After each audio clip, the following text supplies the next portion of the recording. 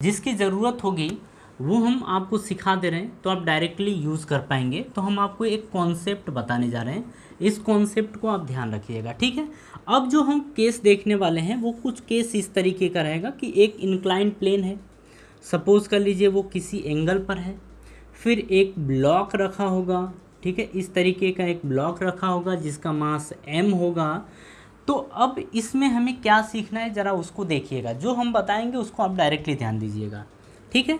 अगर हम बात करें इस ब्लॉक की, तो इस ब्लॉक के ऊपर एक ग्रेविटेशनल फोर्स लगता है एकदम से नीचे की तरफ, ठीक है, एकदम नीचे की तरफ ग्रेविटेशनल फोर्स। इसका हमें कंपोनेंट करना होता है, ठीक है। ये ब्लॉक आप खुद अपने दिमाग से सोचिए कि किधर मूव करेगा। अगर ऐसे रखें किसी इंक्लाइन प्लेन पे, तो ब्लॉक किधर मूव करेगा, इधर की तरफ मूव करेगा। ऐसा तो होगा नहीं कि इधर भाग जाएगा, आप बस इसके ऊपर रख रहे हैं, ठीक है, फोर्स नहीं लगा रहे। तो जब आप रखेंगे तो ये नीचे की तरफ आएगा। किसके कारण नीचे की तरफ आएगा, हमें वही देखना है कि अगर ये नीचे की तरफ आएगा तो किसके कारण आएगा। तो इसका एक कंपोनेंट होगा जो इसको नीचे लेके आएगा, हम उसी कंपोनेंट को सीखते हैं, ठीक है। तो देखिए, एक जो होता है वो एकदम से इसके ऐसे, और दूसरा जो होता है वो ऐसे होता है, ठीक है।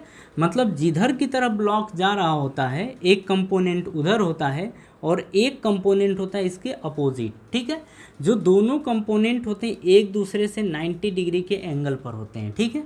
हम अगर मान लें कि ये थीटा है तो ये कितना हो जाएगा 90 माइनस थीटा। अगर मान लो ये थीटा हो जाए तो ये फिर कितना होगा 90 माइनस थीटा, क्योंकि दोनों मिला कितना है 90 डिग्री, ठीक है।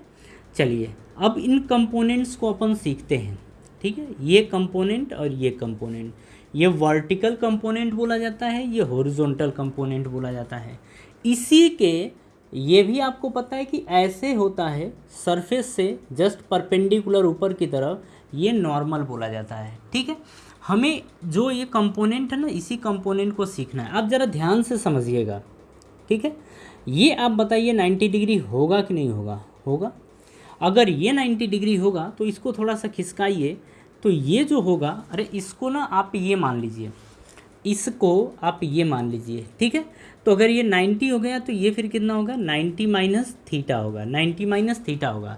तो एक्चुअल में जो ये है ना वो ये है, एक्चुअल में जो ये है आपका वो ये है। जब इसको आप नीचे लेके आएंगे तो ये लाइन इसी पे आ जाएगी, तो ये बन जाएगा। तो इसका मतलब कि ये आपका क्या आ गया 90 माइनस थीटा। तो अगर ये आपका 90 माइनस थीटा आ गया तो ये फिर कितना आएगा थीटा। अभी हमने देखा जब दोनों को ऐड करेंगे तो अगेन 90 डिग्री आ जाएगा। इतना आपको पता है तो आप ये चीज़ समझ गए कि अगर ये थीटा होगा तो ये थीटा होगा और ये 90 माइनस थीटा होगा, ठीक है। तो अब हम इसको हटाते हैं और हम यहाँ से समझते हैं, ठीक है। अगर ये थीटा है तो इसका जो एक कंपोनेंट थीटा के साथ वाला होगा वो हमेशा कॉस थीटा होता है। तो इसे आप लिखेंगे mg कॉस थीटा। mg इसी का कंपोनेंट करना था, तो ये जो कंपोनेंट होगा वो इसी का होगा और ये बोला जाएगा mg कॉस थीटा, ठीक है। तो जो ये कंपोनेंट आपका आएगा, ये कंपोनेंट वो होगा mg sine theta, mg sine theta. बात समझ में आ गई। तो आपको क्या ध्यान रखना है कि थीटा के साथ वाला कंपोनेंट कॉस थीटा होता है, और थीटा और इसके अपोजिट साइड यानी जिसके साथ थीटा नहीं होता है वो होता है साइन थीटा।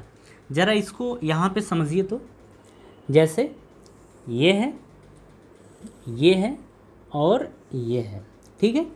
ये mg है, आप खुद सोच के बताइए। ये थीटा है तो ये फिर क्या आ जाएगा mg कॉस थीटा, तो फिर ये क्या आ जाएगा mg साइन थीटा, और ये आपका क्या होगा नॉर्मल। ये क्या होगा नॉर्मल। इसके बारे में अभी कुछ पता नहीं है, हमें पता नहीं है क्योंकि कुछ गिवन नहीं है, ठीक है। तो आपको ये पता चल गया कि थीटा के साथ कॉस थीटा, तो दूसरी साइड साइन थीटा, तो ये आ जाएगा mg कॉस थीटा, तो ये आ जाएगा mg साइन थीटा। तो देखिए ये एक बेसिक चीज़ था जो आपको जानना ज़रूरी था